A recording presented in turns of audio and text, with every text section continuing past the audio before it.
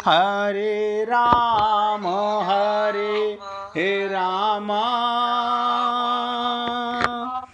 राम राम हरे हरे हरे कृष्ण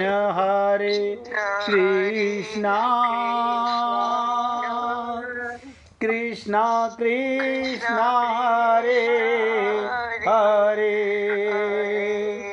हरे राम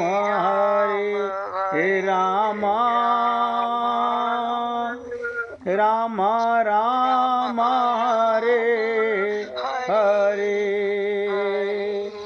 हरे कृष्ण कृष्ण कृष्ण हरे हरे हरे राम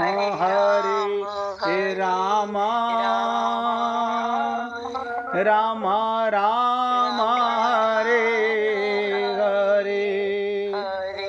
सभी पुण्य आत्मा पूरी एकाग्रता के साथ समझिएगा। अभी तो गीता को समझने की शुरुआत है। मैंने आपसे कहा सब कुछ परमात्मा ही है। क्या मतलब? ये खुले नेत्रों का ध्यान है। अब आप बताइए, जो दिख रहा है परमात्मा है। हमें शंका है, ये मेरा, ये तेरा, ये अपना, ये पराया, ये स्त्री, ये पुरुष, ये पक्षी है, ये जानवर है, ये वृक्ष है। लेकिन गोपियों को ऐसा भ्रम नहीं है। क्यों? उन्हें आत्मज्ञान है और गीता यही ज्ञान कराना चाहती है। सब कुछ परमात्मा ही है। खुले नेत्रों का ध्यान। कोई अभी तो आप हम लोग ध्यान करते हैं आंखें बंद करके। इसके बाद जब किसी गुरु की शरणागति पक्का हो जाती है, आत्मज्ञान हो जाता है, तो खुले नेत्रों से भगवान नजर आने लगता है। इनमें आंख बंद करने के ध्यान करने की जरूरत नहीं।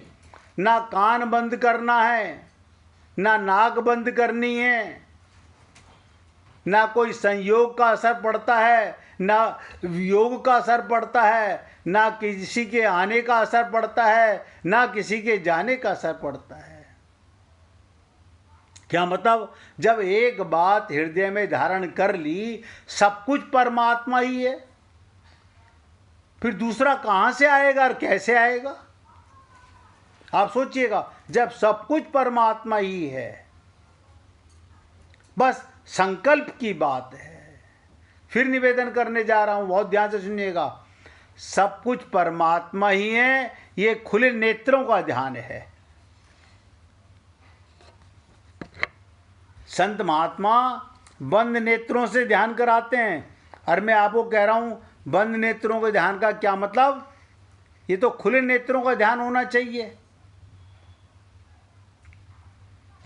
आंख बंद करने की जरूरत नहीं, ना कान बंद करने की जरूरत, ना नासिका बंद करने की जरूरत,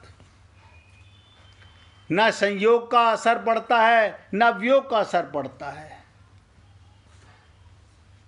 ना किसी के आने का असर पड़ता है, ना किसी के जाने का असर पड़ता है।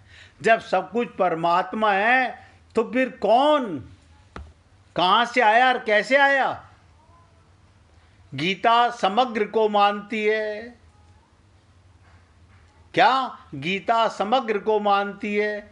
इसलिए गीता का आरंभ और अंत, ध्यान दीजिएगा, गीता का आरंभ और अंत शरणागति से होता है। और आप और हम लोग अभी शरणागति को समझ नहीं पा रहे हैं। शरणागति ही समग्र की प्राप्ति होती है। जो व्यक्ति शरणागति में समग्र की तरफ नहीं बढ़ेगा, वो भगवत प्राप्ति क्या करेगा?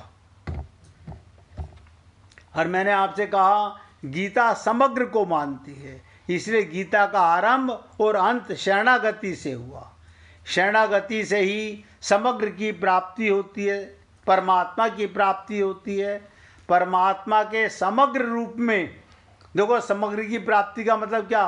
परमात्मा के समग्र रूप में सब रूप होते हुए भी सगुण की मुख्यता है। कारण सगुण के अंतर्गत तो निर्गुण भी आ जाता है और निर्गुण में सगुण नहीं आता, इसलिए सगुण ही समग्र हो सकता है। बहुत ध्यान से समझना पड़ेगा, क्योंकि गीता में बहुत भगवान ने खुल के कहा, ये यथा माम प्रपद्यन्ते तास तदै भजाम्य हम। इसलिए गीता में सब कुछ। गुरुजी, समग्र क्या होता है? बहुत सुंदर। समग्र माने सारा संसार में जो कुछ आपको नजर आता है वो समग्र है। भगवान के अलावा कुछ नहीं है। समग्र जाति, समग्र धर्म, समग्र संत महात्मा, आपका पूरा परिवार नहीं, पूरा संसार, ये समग्र में आता है। क्योंकि पंच महाभूत का everything is God. Everything is God. समग्र मतलब एवरीथिंग इज गॉड। बिल्कुल बिल्कुल, बहुत सुंदर समझा आपने। और यही सार है जीवन का। अगर समग्रता समझ आ गई तो समझिएगा परमात्मा का रूप। गोपियां क्या कहती हैं? जित देखूं तित श्याममयी है। उन्हें समग्र संसार भगवान नजर आता है और आपको और हमको अपना पराया नजर आता है। हमारे मन में भेद है, गोपियों के मन में भेद नहीं है। कारण उन्हें आत्मज्ञान है। अभी हम लोगों को आत्मज्ञान नहीं है। अभी आप और हम लोगों को आत्मज्ञान की कमी है, इसलिए आप और हम लोग समझ नहीं पाते इन बातों को। देखिएगा, वो तो समझ में आ गया था कि सब कुछ भगवान है, पर मैंने समग्र वर्ड आज फर्स्ट टाइम सुना तो। अच्छा, बहुत सुंदर है। नहीं, अच्छा किया तृप्ता जी, आपने पूछा। मैं खुशी हुई इस बात की। आप ध्यान से सुनिएगा, क्योंकि मैं गीता की चर्चा भी बहुत रुक रुक के थोड़ा थोड़ा करूँगा। अगर एक साथ बहुत कुछ बताने का प्रयत्न करूँगा तो हम भटक जाएंगे।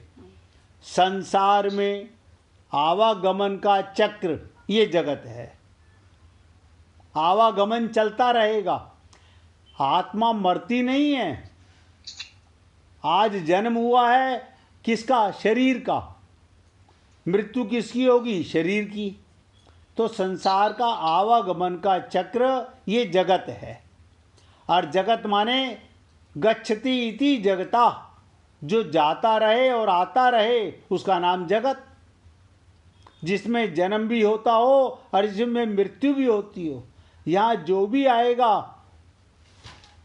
वो सीधे नहीं तो टेढ़े। यहाँ से लोग दो प्रकार से जाते हैं, ध्यान दीजिएगा।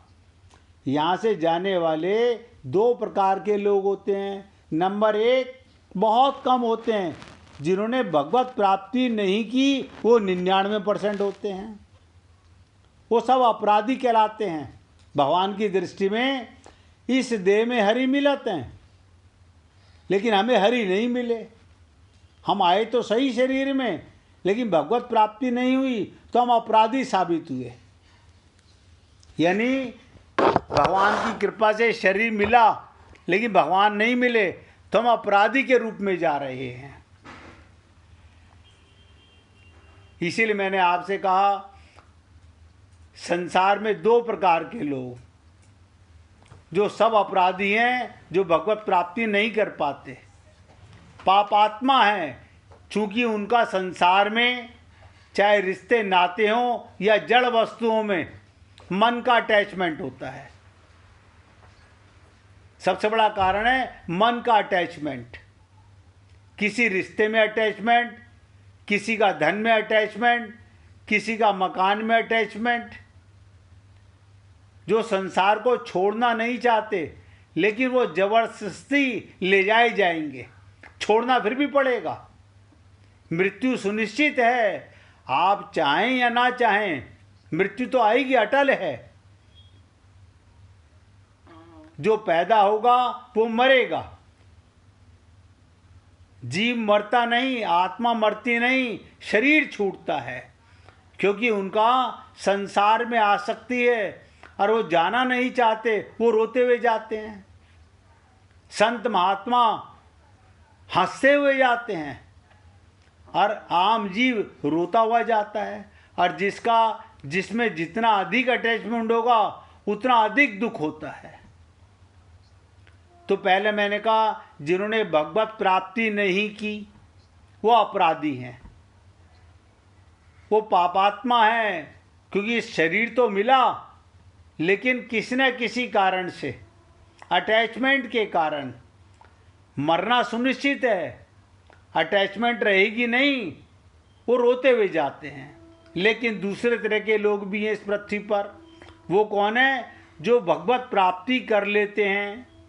अभी क्योंकि मैं शरणागति की बात कर रहा था इसलिए बताना चाहूँगा, जो भगवत प्राप्ति कर लेते हैं उनका शरीर छुड़वाया नहीं जाता, वो शरीर छोड़ते हैं।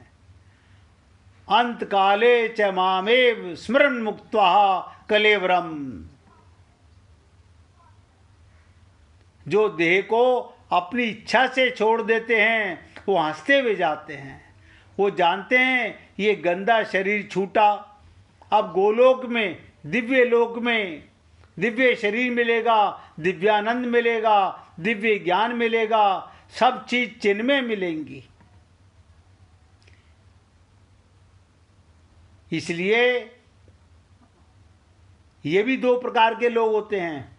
एक होते हैं ज्ञानी, जिसको मोक्ष मिल जाता है, उनका लय हो जाता है, उनको भगवान का लोक नहीं मिलता। ये ज्ञानी लोग होते हैं, ध्यान से समझिएगा। और दूसरा वो लोग होते हैं भक्त। गीता हमें भक्ति के मार्ग पर ले जाएगी। भक्त कौन होते हैं? वो जीव कल्याण के लिए भगवान की इच्छा के अनुसार इस संसार में बार बार अवतार भी लेकर आते हैं, संत महात्मा बनकर आते हैं, लेकिन स्वेच्छा से जाते हैं। लेकिन उन पर शास्त्र, वेद और यमराज का कानून लागू नहीं होता। वो आज़ाद होकर जाते हैं, और आज़ाद होकर जाते हैं ये संसार में आने जाने का चक्र है। ये सब कारण है भगवान की नाम की महिमा। आप सब लोग जानते हो, भगवान का नाम संकीर्तन सब कर रहे हैं। अनंत जन्मों में आपने और हमने अनंत गुण अधिक नाम संकीर्तन कर चुके, लेकिन काम नहीं बना। आप सोचिएगा, हम लोगों ने अनंत भगवान का नाम लिया लेकिन काम नहीं बना। जैसे गणित में किसी संख्या को 0 से गुणा करो तो रिजल्ट 0 आएगा। 0 मल्टीप्लाई बाई करोड़, रिजल्ट 0।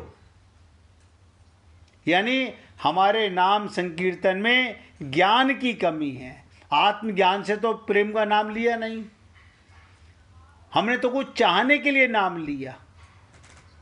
जो आवश्यकता है भगवान नाम में, अगर ज्ञान का प्लस हो जाए। ज्ञान क्या? जो गीता कराएगी, आत्मज्ञान। गीता का मूल ध्येय क्या है? हमें आत्मज्ञान कराना।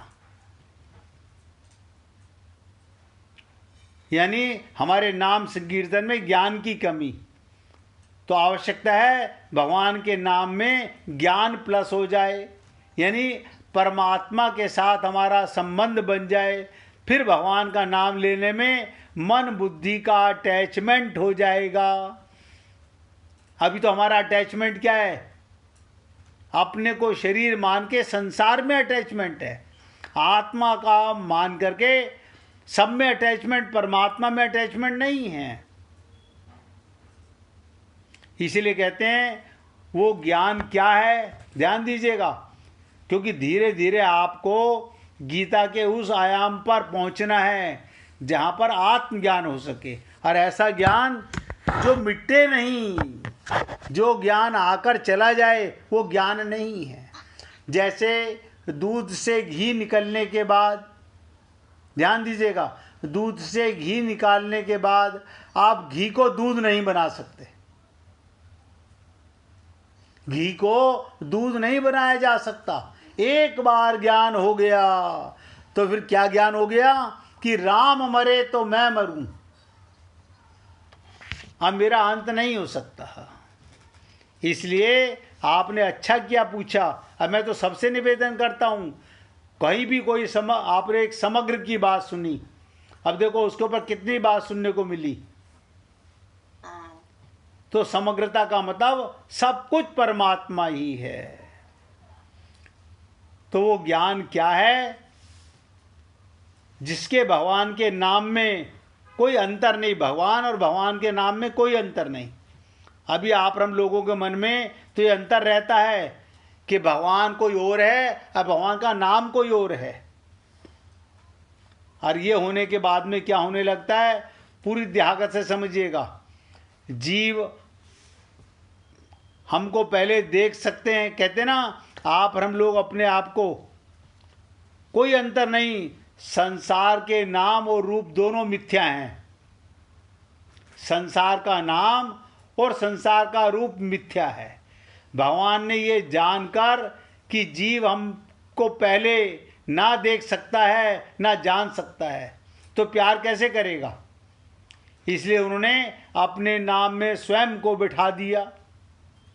अगर कुतर्क से आप ये कहें कि हम जब राधे श्याम का नाम लेते हैं, राधे राधे बोलते हैं, तो हमको उनका आनंद तो नहीं मिलता। जैसे रसगुल्ला खा के आनंद आता है, ऐसे राधे नाम का आनंद क्यों नहीं मिलता? इसका कारण हमने ये सुना तो है, लेकिन माना नहीं कि नाम में नाम ही बैठा है। राम नाम में पूरा राम है। भगवान कहते हैं मोते अधिक मेरे नाम की महिमा है। मेरे को पाकर के लोग नहीं, मेरे नाम से तर जाते हैं। आपने देखा कि लंका में जाने वाले पत्थर राम नाम लिख कर के तैर गए। दृढ़ विश्वास नहीं किया, क्योंकि संसार में जो आप नाम लेते हैं उनमें नाम ही नहीं बैठा। संसार में किसी माइक जीव को बुलाने पर और उसने सुना तो बोलेगा, वरना जवाब नहीं देगा, क्योंकि मायावत जीव संसार में लिमिटेड जगह में रहता है।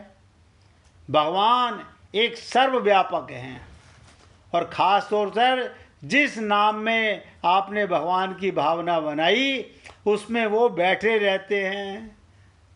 किसी ने पूछा हमें कौन से नाम का जाप करना चाहिए? जिसमें आपका भगवान के प्रति भाव बन जाए। आप भगवान के नाम का कोई भी नाम रख लीजिएगा, क्योंकि सारे नाम 12 खड़ी के भगवान के नाम पर आते हैं। बस भावना की बात है।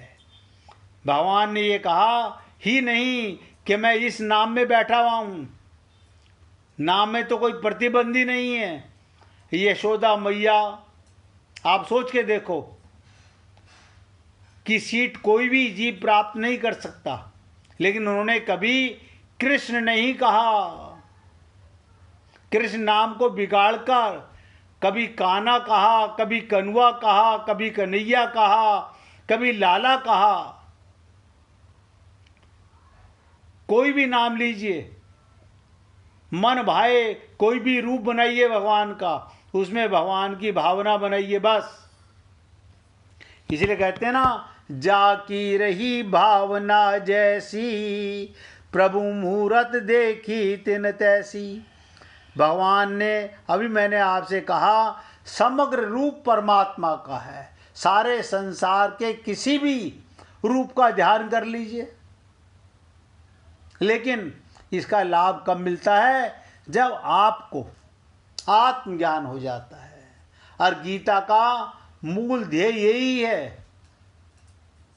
महाभारत के युद्ध में, आपके हमारे इस जीवन के युद्ध में, आप हम लोग भी अर्जुन हैं, हमारे रथ पर भी परमात्मा विराजमान है। अभी आप और हम लोग इन बातों को इतनी एकाग्रता से समझेंगे नहीं,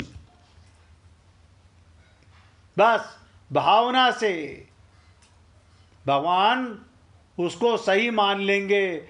जिस नाम को आप पुकारें, जिस रूप का आप ध्यान करें, भगवान अपने गुण, अपनी लीला, अपने धाम और संत सदा बैठे रहते हैं, एक क्षण को भी नहीं जाते। ये बात अगर सौभाग्य से कभी किसी की बुद्धि में बैठ जाए, मुश्किल क्या है, आप और हम सब लोग भगवत प्राप्ति तो करना चाहते हैं, लेकिन हमारी बुद्धि में बैठती बहुत मुश्किल से है। मानने में भी कई क्लास हैं, किसी ने 10% माना, किसी ने 20% माना, और कोई भक्त ऐसा भी होता है जो अपने गुरु का 100% शरणागत होता है। जितने % आप मानोगे उतने % आपको आनंद की प्राप्ति होगी। मानने के लिए अभ्यास करना होगा। अनादिकाल से अब तक बुद्धि देवी ने हमारा सर्वनाश किया है। शास्त्रों, वेदों, भगवानों, गुरु के हम बुद्धि लगाते हैं, गुरु की बात को मानते नहीं, बुद्धि से सुनना चाहते हैं, और जहाँ बुद्धि लगाना है वहाँ नहीं लगाते। संसार में तो हर जगह हम विश्वास के साथ काम करते हैं। एक बार हरि गुरु के सामने दृढ़ विश्वास करके देख लो तो क्या नहीं मिलता। भगवान ने नाम ही बैठे हैं, ये बात बुद्धि में दृढ़ विश्वास करके देखो तो परमात्मा जिस नाम से पुकारोगे उसी नाम में नामी तुरंत आने को तैयार है। अब मुश्किल क्या है, हमारे मानने में कमी है। हे पुण्य आत्माओं, मैं तो आप सबसे निवेदन कर रहा हूँ, ये छोटी छोटी सी बातें हैं, अगर आप और हम लोग समझ लें कि भगवान आपके रोम रोम में हैं, लेकिन विश्वास नहीं होता। हर नाम में नामी बैठा हुआ है। शरणागति, मैंने इसीलिए आज आपसे एक शब्द कहा कि गीता की शुरुआत शरणागति से होती है और शरणागति से ही समग्र की प्राप्ति होती है। अगर परमात्मा को पाना चाहते हो तो आप हम लोगों को पूर्ण शरणागति के साथ अपने गुरु, अपने संत महात्माओं के प्रति जितने हम उदार होंगे उतनी जल्दी आप हम लोगों को भगवत प्राप्ति होगी।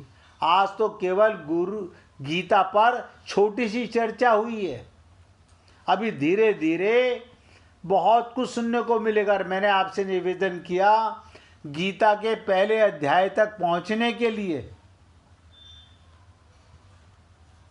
कम से कम 1 सप्ताह का समय लगेगा, तब आप गीता के पहले अध्याय का पहला श्लोक गहराई से समझ पाओगे। लेकिन वो भी कब, जब आपको आत्मज्ञान हो जाएगा, पूर्ण विश्वास हो जाएगा और बुद्धि में तर्क वितर्क नहीं रहेगा, पूर्ण शरणागति होगी। तो मैंने पहले आपसे कहा, शरणागति से शुरुआत होती है और अंत भी शरणागति में ही होता है, और समग्र की प्राप्ति भी शरणागति से ही होती है। अब इससे आगे की चर्चा आप भक्तों के साथ कल करेंगे। अब प्यार से गाइएगा। हम तुम्हारे थे प्रभु जी, हम तुम्हारे हैं, हम तुम्हारे ही रहेंगे। ओ मेरे प्रियतम, हम तुम्हारे थे प्रभु जी, हम तुम्हारे हैं, हम तुम्हारे ही रहेंगे। ओ मेरे प्रियतम, तुम हमारे थे प्रभु जी, तुम हमारे हो, तुम हमारे ही रहोगे। ओ प्रियतम। हम तुम्हारे थे प्रभु जी, हम तुम्हारे हैं, हम तुम्हारे ही रहेंगे। ओ मेरे प्रियतम, ओ मेरे प्रियतम, ओ मेरे प्रियतम। बोलिए वृंदावन बिहारी लाल की जय। जय जय श्री राधे, जय जय श्री राधे। बोलिए लाल जी का मंगल हो, सभी भक्तों का मंगल हो। सबको राधे राधे भैया, सबको राधे राधे जी, राधे राधे।